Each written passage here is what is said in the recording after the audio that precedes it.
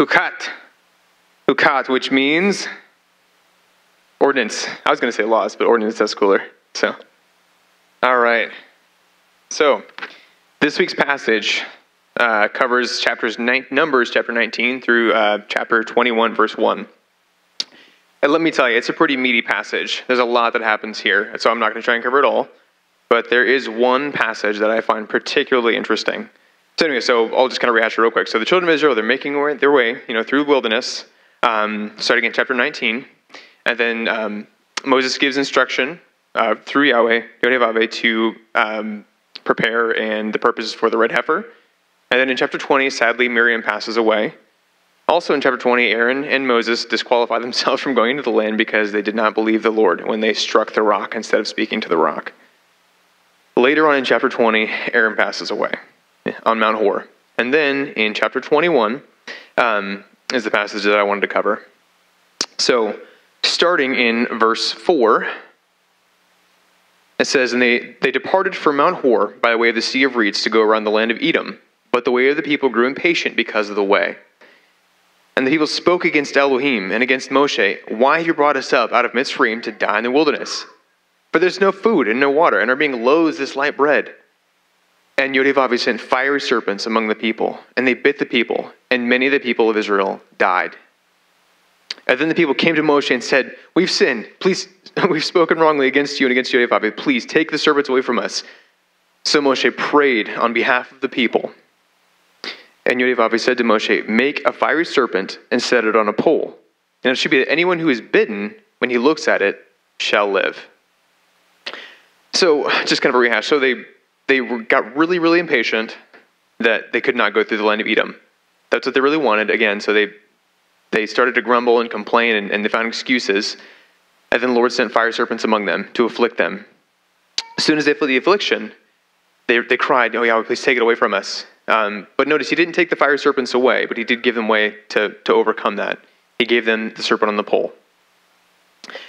What I find so interesting, and I'm sure there's lots of commentary on this, and I'm probably not going to hit the nail on the head, but I'll get close. I'll try to get close.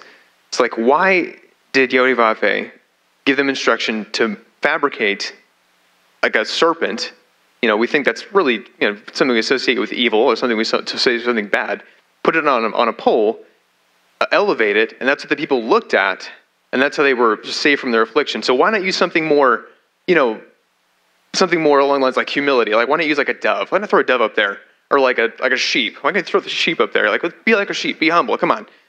So no, he said, fabricate a fiery serpent and put it on a pole for you to look at. When you look at it, the death will pass away from you. So, taking that forward, I guess, to the New Testament. In John chapter 3, particularly verse 14, Yeshua is talking with Nicodemus, and he says, let's see, here we go. Nicodemus, and Yeshua references himself, and so he says, "Just as Moshe lifted up the serpent in the wilderness, even so the Son of Man has to be lifted up, so that he will draw all men unto himself." So is Yeshua equating himself with a snake in this passage? It's almost like what it seems like. He says even as the serpent has to be lifted up, so I have to be lifted up. But if we take kind of a little bit different perspective about what's really happening with the serpent and with what Yeshua's in particular, him being elevated on the tree, Yeshua's death drew all men unto himself. And our forefathers had to look upon the serpent on the pole as a blatant reminder of their sin for death to turn away. In the same way, we have to look upon our own sin. We have to look upon our own sin and realize that's what put Yeshua on the tree. It says in 2 Corinthians 5:2, "And he who knew no sin became sin for us, that we might know the righteousness of God." So, and again, this isn't something we worship. We have a testimony of this in 2 Kings chapter 18:4, when the children of Israel, they're giving in all kind of idolatry and debauchery, and they actually take that same serpent and they start worshiping it, and they're calling it Nehushtan, they're worshiping and idolizing it. And then Yod-Heh-Vav-Heh moves King Hezekiah to destroy it because they're worshiping it. So we don't worship the cross or any form of it. We don't worship the cross. We don't worship the snake. That drives us to humility. The cross is a symbol of pain and affliction. So it's not something sweet and tender. That's something of pain and affliction, just like the snake on the pole was.